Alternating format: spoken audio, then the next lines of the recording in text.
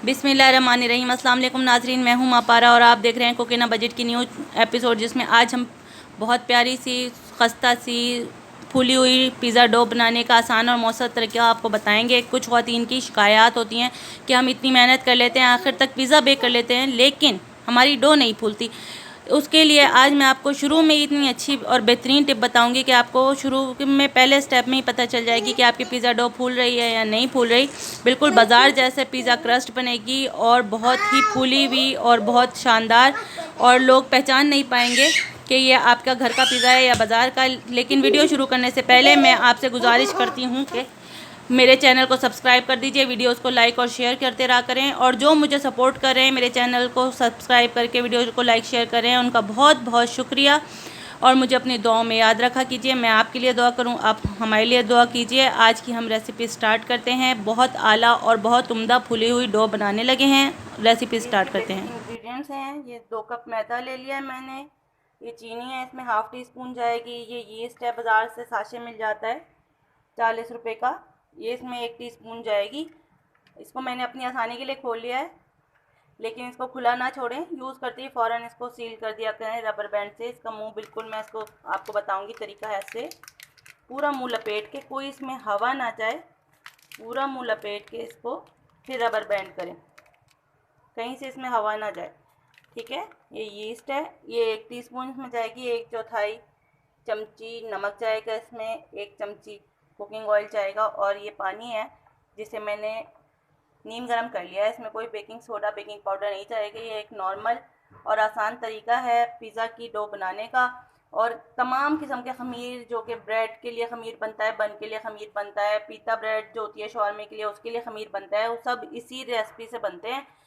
इसमें कोई अमेजिंग चीज़, कोई यूनिक चीज़ ऐसी नहीं है, लेकिन इसका बेसिक चीज़ जो है वो यीस्ट है। यीस्ट को देख लिएगा कि उसकी मैन्युफैक्चरिंग डेट जो है वो 2 से 3 माह के अंदर अंदर की होनी चाहिए, उससे ज़्यादा की नहीं होनी चाहिए। तो इसको जो लोग करते हैं ना, पहले मैदा डाल दिया, मैदे में सारी चीज़ें डाल दी, अब घोली जा रहे हैं घोली जा रहे हैं, बाद में पूछ रहे हैं डो क्यों नहीं फूला था, वही असल बात ख़राब है। इसकी बेसिक और स्टार्टिंग ही यहाँ से होती है कि हमने इसे ख़मीर फुलाना है। तो ख़मीर पहले हम पानी में फुलाएंगे। अगर ख़मीर फूल जाता है ना हमारा, तो फिर हमारे पिज़्ज़े की डो 1 घंटा रखें, 4 घंटा रखें, 6 घंटा रखें, जितना भी रखें वो फूलेगी फूलेगी इंशाल्लाह। चलिए हम अपनी ख़मीर फुलाने का तरीका शुरू करते हैं। बिस्मिल्लाहिर्रहमानिर्रहीम। ये मैंने एक प्याली में थोड़ा सा पानी लेके उसे नीम गर्म कर लिया है। नीम गर्म करने के बाद मैंने उसमें आधी टीस्पून चीनी डाली है, और उसमें मैं चीनी मिला रही हूँ। ये मैं ख़मीर राइस करने का तरीका आप लोग को बता रही हूँ, ताकि आप लोग को ख़मीर राइस हो जाएगा तो इंशाल्लाह आटा फूलेगा ही फूलेगा।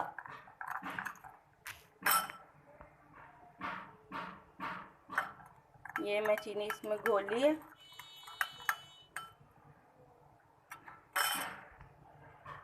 ये देखिए नाजरीन, ये चीनी इसमें घुल गई है। अब मैं इसमें ये ख़मीर जो है, ये इसका मैंने 1 टीस्पून निकाला हुआ है, ये मैं इसमें डाल रही हूँ। और मैं ये ख़मीर को राइस होने के लिए, इससे पहले मैं मिक्स कर दूँ, अच्छे से मिक्स कर लूँ, फिर मैं आपसे मिलती हूँ। ये देख लीजिए व्यूअर्स, ये मैंने ख़मीर इसमें अच्छे से मेल्ट कर ली है, चम्मच चला चला के ख़मीर मेल्ट कर लिया। अब मैं 10 मिनट के लिए इसे छोड़ दूँगी ताकि ख़मीर राइस होके ऊपर आ जाए। अगर मेरी ख़मीर अच्छी हुई और मैन्युफैक्चरिंग डेट उसकी 2-3 महीने के अंदर अंदर हुई और उसने अच्छा सा राइस करना है आटे को, तो वो अभी इसी प्रोसेस में ही 10 मिनट में फूल कर ऊपर आ जाएगी। अगर वो फूल कर ऊपर आ गई है तो इसका मतलब है हमारा जो यीस्ट है, वो राइस हो गया है, और वो इंशाल्लाह हमारे आटे को बहुत अच्छा फुलाएगा। तो इसे हम 10 मिनट के लिए छोड़ें ताकि हमारी ख़मीर राइस हो जाए, फिर मैं आपसे मिलती हूँ। ये देखिए नाजरीन, 10 मिनट बाद ये हमारा ख़मीर कितना अच्छा राइस हुआ है। अगर आपका ख़मीर ऐसे राइस होता है तो इसका मतलब है कि आपका जो है बहुत अच्छा है ख़मीर, और इंशाल्लाह ये आपका मैदा जो है डो का फुलाएगा। तो ये हमारा ख़मीर है, मैंने कहा आपको इसको क्लोज़अप दिखा दूँ, क्लोज़अप। ये तो बहुत अच्छा सा माशाल्लाह राइस हो गया है। अब हम इसको ख़मीर को अपने उस बाउल में डाल देंगे जिसमें हमने आटा गूंदना है। माजरत के साथ बच्चों ने अटेंशन डाइवर्ट कर दी थी, जहाँ आटा बोला है वहाँ मैदा बोलना था, तो जहाँ जहाँ आटा है उसे मैदा कंसिडर करें। शुक्रिया। ये हमने इसमें ख़मीर डाल दिया है। अब हम इसमें लिक्विड जो है ये अपना 1 चमची ऑयल ये डाल दिया है। अच्छा, ये नमक जो है ये मैं अभी नहीं डाल रही, क्योंकि ये जो है खमीर के साथ डाल देते हैं तो खमीर का ये एक्शन जो है वो उसको कम कर देता है, इसलिए मैं इसमें अभी नमक नहीं डाल रही हूँ। ये मैंने इसमें ऑयल डाल दिया है, खमीर और चीनी जो थी वो वाला पेस्ट डाल दिया है। अब ये मैं इसमें 1 कप आटा डाल रही हूँ और इसको मैं मिला रही हूँ इसके साथ अच्छे से। ये मिल गया है। अब इसमें ये दूसरा कप आटा भी डाल रही हूँ।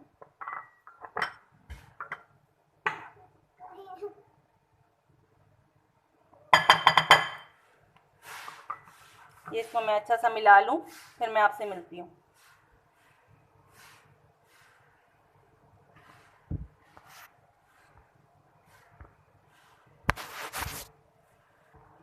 ये देखिए नाज़रीन, ये मैं इसको आटे को मिलाती जा रही हूँ। साथ में ये थोड़ा थोड़ा, बिल्कुल थोड़ा थोड़ा करके इसमें पानी डालें, ज़्यादा ना डालें, और इसको हल्के हाथों से गूंद लें। कोई इसको सख्त हाथ लगाने की ज़रूरत नहीं है।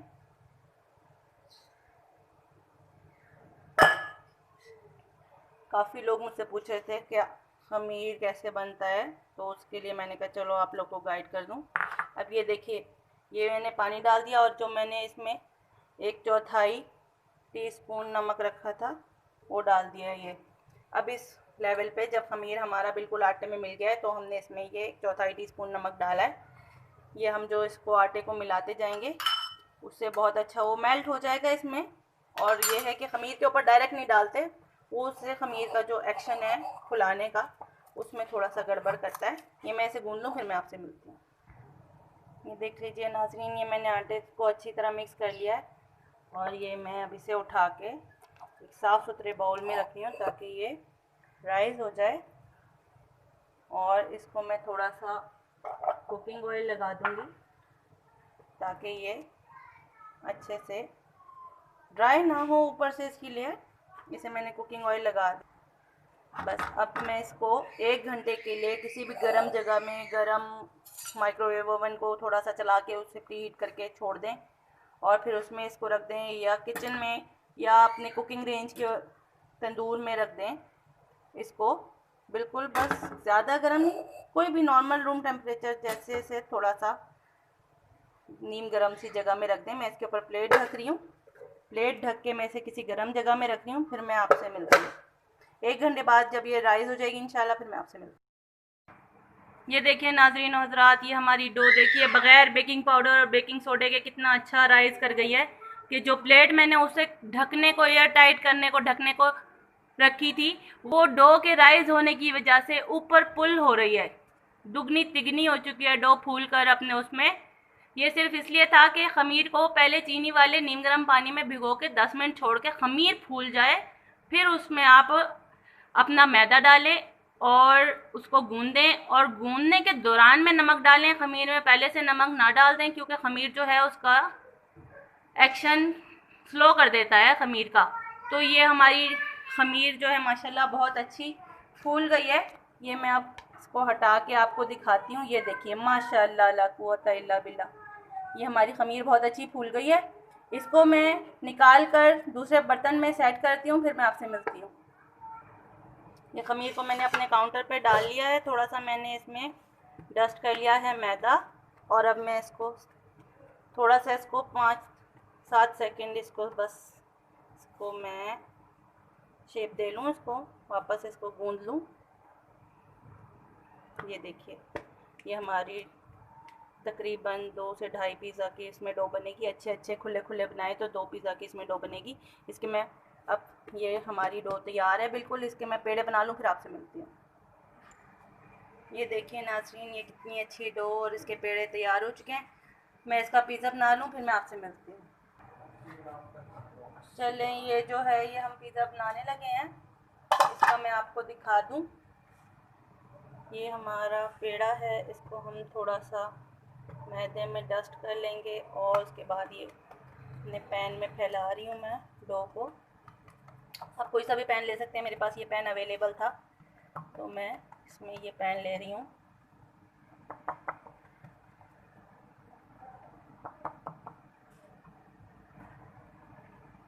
इसके ऊपर ये मैं यम सा टमाटो सॉस लगा रही हूँ।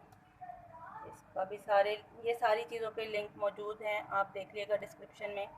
होममेड पिज़्ज़ा आप आराम से बना सकते हैं, मेरे साथ रहेंगे तो बहुत कुछ सीखेंगे। और आप लोग कुछ सिखाना चाहते हैं, कोई सजेशन देना चाहते हैं तो वो भी मुझे ज़रूर दें। ये हमने थोड़ी सी इस पर चीज़ स्प्रिंकल कर दी है, थोड़ी सी हम इसमें ब्लैक पेपर स्प्रिंकल कर रहे हैं। इसके ऊपर हम चिकन डाल देंगे अपना, यम यम चिकन। और फिर हम इस पर वेजिटेबल्स डाल देंगे, कैप्सिकम। क्योंकि ये चिकन टिक्का पिज़्ज़ा है इसलिए मैंने इसको वेजिटेबल को सौते नहीं किया है, इसमें फ्रेश ही अच्छी लगती हैं। और ये थोड़े से इसमें हम टमाटर ऐड कर देंगे। ये हमने इसमें अपनी सारी चीज़ें डाल दी हैं। थोड़ा सा मैं इसमें ऑरिगेनो स्प्रिंकल कर रही हूँ, ऑरिगेनो स्प्रिंकल करके ये ब्लैक पेपर स्प्रिंकल कर रही हूँ। अब मैं इसे प्री हीट ओवन में 180 डिग्री पे 15 से 20 मिनट तक पकाऊंगी, फिर आपसे मिलती हूँ। ये देखिए जनाब, ये हमारा वो पिज़्ज़ा है जो हमने ओवन में बेक होने रखा था। इसे मैंने पिज़्ज़ा डिश से निकाल के इसमें रख लिया है। ये कितना प्यारा बेक हुआ है। आइए चलती हैं हम दूसरी पिज़्ज़ा की तरफ जो हमने चूल्हे पर बेक होने रखा था। ये भी माशाल्लाह बहुत अच्छा सा बेक हो रहा है। अब मैं इसका फ्लेम ऑफ कर रही हूँ और ये देखिए, वाह माशाल्लाह ला कुव्वता इल्ला बिल्लाह। ये देखिए कितना अच्छा ये बेक हुआ है। मैं इसे निकाल लूँ प्लेट में, फिर आपसे मिलती हूँ। ये देखिए कितनी प्यारी क्रस्ट बनी है। इसका स्लाइस काट के भी मैं आपको दिखा रही हूँ। प्लीज़ मेरे चैनल को सब्सक्राइब कीजिए, वीडियोस को लाइक कीजिए, चैनल को शेयर कीजिए। प्लीज़ मुझे आपकी सपोर्ट की ज़रूरत है। शुक्रिया, अल्लाह।